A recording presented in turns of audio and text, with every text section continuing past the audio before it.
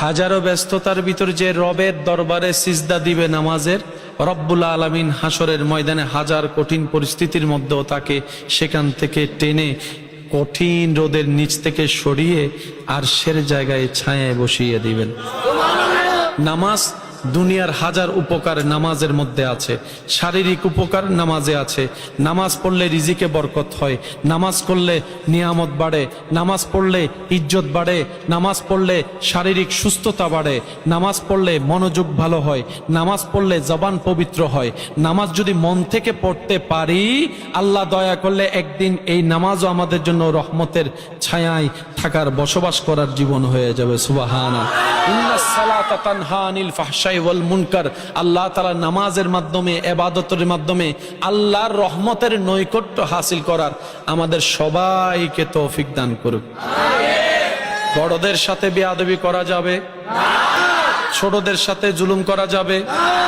যখন আপনি আমি বেয়াদবি করি, নিজের রহমত কমাই ফেলি।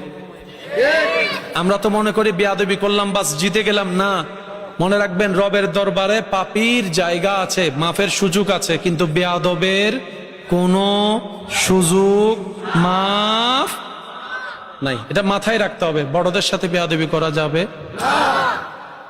চিনেন কিংবা না চেনেন, আপনার সাথে কোনো রক্তের সম্পর্ক নাই, পরিচয়ের সম্পর্ক নাই, কিন্তু একটা পরিচয় তো আছে, সেটা আপনার রবের বান্দা, আপনার নবীর উম্মত। এর চেয়ে বড় পরিচয়ের আর কোনো দরকার আছে? বলেন না ভাই, এর চেয়ে বড় পরিচয়ের দরকার আছে?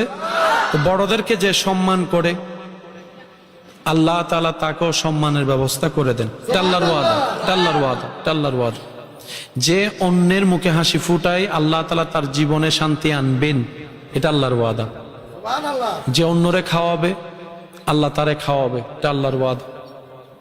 আপনি আমি যদি সত্যি বুদ্ধিমান হই, নিজের লাভ চাই, তাহলে আমাদের জীবন চলার পথে কিছুটা ব্রেক দেওয়ার দরকার। একদম আনব্রেকলি গাড়িটা চালানো ঠিক হবে, কারণ বেশিরভাগ সময় আমাদের গাড়িটা চলতেছে শয়তানের রোডে। শয়তানের যেমনে চাই আমরা তেমনি করছি। তো করেছি, অতীত তো আর পাল্টাতে পারবো না, কিন্তু রব্বুল আলামিন বলে তুই তওবা কর, রাস্তাটা আমি ফিরাই দিচ্ছি, জাহান্নামের রাস্তা জান্নাতি বানাই দিব। সুবহানাল্লাহ। এই বিশ্বাস আছে সবার?